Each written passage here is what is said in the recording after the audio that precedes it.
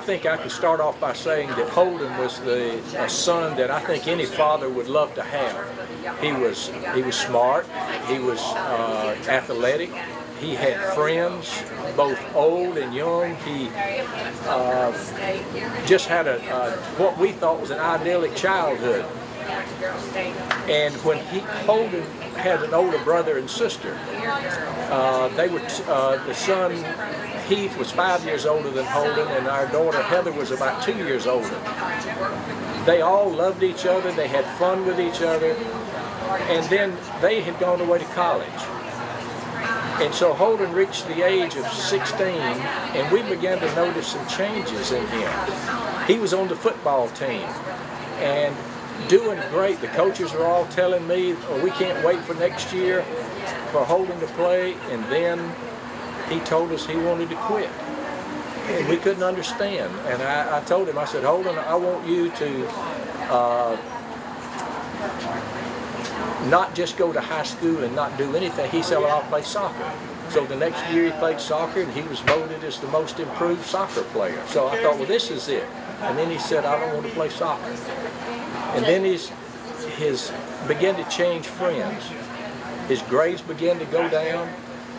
He began to stay out late, and this was so foreign to us because our older two children, that just never happened.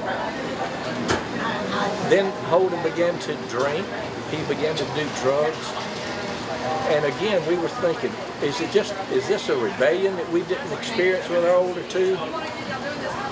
But to make a long story short, it got worse and worse, and he began to have some psychotic episodes, and we finally realized this was beyond what we could do to help him, and we finally got him in some treatment facilities. He was in treatment facilities twice before they finally diagnosed the schizophrenia, and when they did, they put him on the medicines. The Haldol was a strong medicine they put him on, which had some awful side effects, and he did everything we asked him to do. He took the medicine religiously. He never complained, and then we began to think things began to settle down. We thought that everything was going better, and apparently he just chose not to live his life like that with that strong medicine, and that's when he took his life. So Brenda and I, we pretty much just put Holden's things away in a box, and we thought no plans to reopen them. But Tamlin wrote us a letter about 9 years ago. Tamlin was a friend of Holden's from high school, and he said he just wanted to make a story about Holden's life. So then we had to make a decision, do we want to do this? And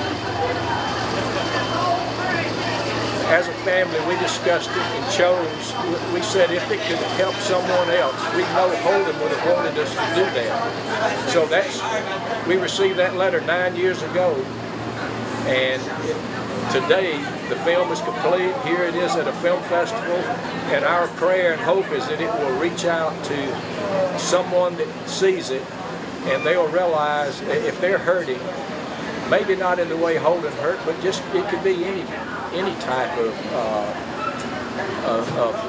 hurt, that Holden's life will help them realize that if they'll reach out, they're not alone. And we have a deep faith, and we believe that God can take a tragedy and He can turn it into something positive, and that's what we think has happened with this movie. And we're just keeping our fingers crossed that it will reach the right people and they will be touched by it.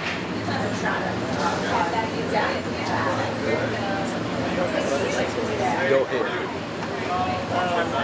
I think when all this happened, my greatest fear was that people have a fear of things they don't understand. And mental illness is something people don't understand. And he was a people person, and they would always bring their backs on him. That was what I didn't want to happen. And he had two great friends that stood behind him to the very end. This movie shows that friendship can last through everything. And they stood with it to the very end. And this movie really shows these people. I'm so glad the movie shows that.